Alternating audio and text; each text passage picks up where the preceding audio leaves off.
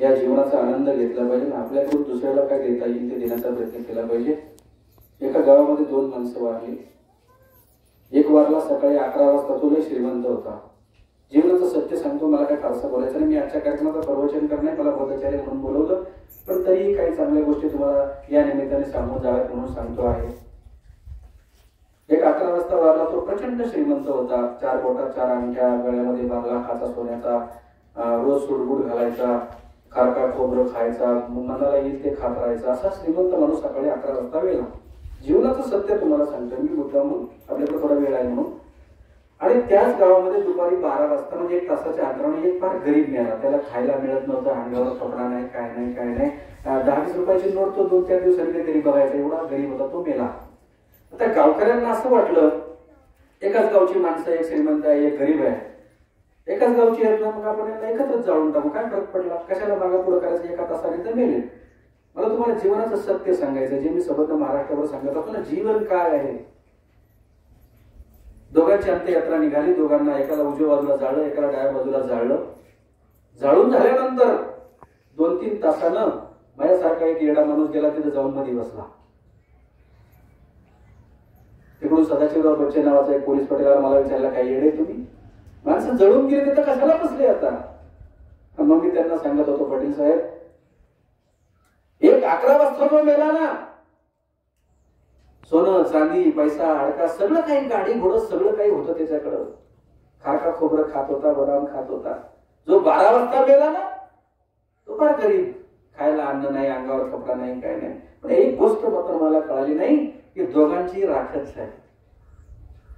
जो श्रीमंत मेला त्याचीही राखच झाली, जो गरीब मेला त्याचीही राखच झाली. मग कशाचा गर्व करतो आपण. जर आपल्या शरीराची शेवटी राख होणार आहे तर आपण हे आपलं जीवन इतरांच्या सारखे कसं लावता येईल, माझ्या परिवाराला कसं सज्ञानाकडे नेता येईल, माझ्या गावासाठी मला काय करता येईल, माझ्या समाजासाठी मला काय करता येईल, याच्यासाठी प्रयत्न केला पाहिजे. अन्यथा काही माझीच गाडी, माझीच माडी, माझ्याच बायकोची बरोबर, याच्यामध्ये दंग आहेत काही लोक. त्यांनी समाजाकडे डुकून बघावं. कारण जर बाबासाहेब आंबेडकर जन्माला आले नसते ना, तर तुमचा हा ताठा, तुमचा हा शहाणपणा, तुमचा हा गर्व कुठं असता हे 1956च्या अवस्थेला, इतिहासाला विचारा, मला नका विचारू. म्हणून त्या बाबासाहेबांनी जो आम्हाला धर्म दिला, ज्या बाबासाहेबांनी जे आम्हाला ज्या ज्या काही संस्था दिल्या, त्या चालवणं आणि समाजाचं काम करणं आमच्या हातात आहे. नाहीतर एक दिवस आपण मरणारच आहोत. त्या मरायच्या आधी ज्या बाबासाहेबांनी अख्खं आयुष्य आमच्यासाठी घालवलं, अख्खं आयुष्य. रामू भीमाची मेली मेली रे तुमच्यासाठी, भीमाची लेकरती मेली रे तुमच्यासाठी. 4 लेकर बाबासाहेबांची 1.5-2 वर्षाची असताना उपचाराविना मेली. पैसे नाहीत उपचार करायला. बाबासाहेबांची रमाई बाजूला तुरणावर आहे. रमाई बाबासाहेबांना विचारते, साहेब अहो तुम्ही डॉक्टर आहात ना, माझ्यावर उपचार करा. बाबासाहेब सांगतात, अगं मी विद्येचा डॉक्टर आहे, तुला जो उपचार करणारा डॉक्टर आहे ना, असे असंख्य डॉक्टर या जगात आहेत, पण माझ्या समाजाला जो आजार झाला ना अस्पृश्यतेचा, त्याचा केवळ मी एकमेव डॉक्टर आहे. आणि मेली बाबासाहेबांच्या रामू 37व्या वर्षी, इथे तरी 40 वर्ष काढले, 37. कुठं आहात तुम्ही. बाबासाहेब आंबेडकरांनी आमच्या उद्धारासाठी, आम्हाला मोठं करण्यासाठी सारं आयुष्य जाळलं. 4 लेकरं 1.5-2 वर्षाची असताना मेली. बाबासाहेबांचा गंगाधर आजारी पडला, रमायला काही सुचेना, आता डॉक्टरकडे घेऊन जाऊ, पैसे नाही. रमाई डॉक्टरकडे घेऊन गेली. त्या गंगाधराला सांगितलं, डॉक्टर साहेब माझ्या मुलाला पाहणा काय झाले, ताप आलाय हो त्याला. तो डॉक्टर सांगतो रमाईला, रामू अगं मागची 2 रुपयाची देवी तुझी द्यायची बाकी आहे, ती दे, मग तुझ्या मुलावर उपचार करतो. 2 रुपये द्यायला नाही म्हणून रमाईचा गंगाधर रमाईच्या मांडीवर मरतो तुमच्या आमच्यासाठी. पण बाबासाहेबांना कळवत नाही, त्यांच्या शिक्षणात खंड पडू नये, त्यांनी प्रचंड शिकावं हे रामजी बाबांनी सांगितलं होतं.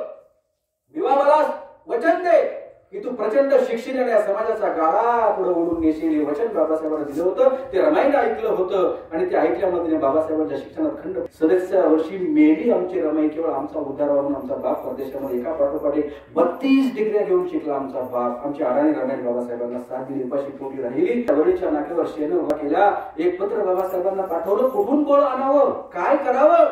रमेश गेला. बाबासाहेब रमाईला पत्र लिहिताना म्हणतात, बाळा बापाला न भेटताच गेला काय.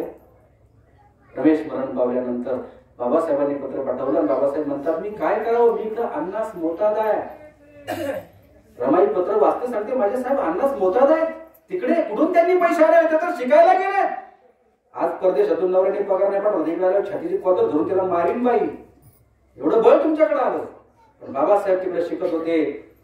तरी बाबासाहेब पत्र पाठवल्यावर रमाई इकडं बाबासाहेब अन्नास मोतादच साहेब म्हणून दादरवळीच्या नाक्यावर शेण गोऱ्यात थापते. माझ्या साहेबाची इज्जत जाऊ नये, माझ्या साहेबाला कोणी असं म्हणू नये की हा तुम्ही मग डायरेक्टर झाला परदेशात जाऊन पण बायको इकडे शेण गोऱ्या येत होती असं बघू नये म्हणून सकाळी सूर्य उगवायच्या आधी रमाई जायच्या आपल्या यशवंताला घेऊन आणि संध्याकाळी सूर्य मावळल्यावर की आपण कुणाला दिसू नये, आपल्या नवऱ्याची इज्जत जाऊ नये म्हणून बॅरिस्टरची बायको बॅरिस्टर प्रदेशामध्ये रमाई इकडे शेण गोऱ्या येत होती. हे तिचे उपकार तुमच्यावर कशाचा नाश करतो आपण? उपकार इकडून चालणार नाही.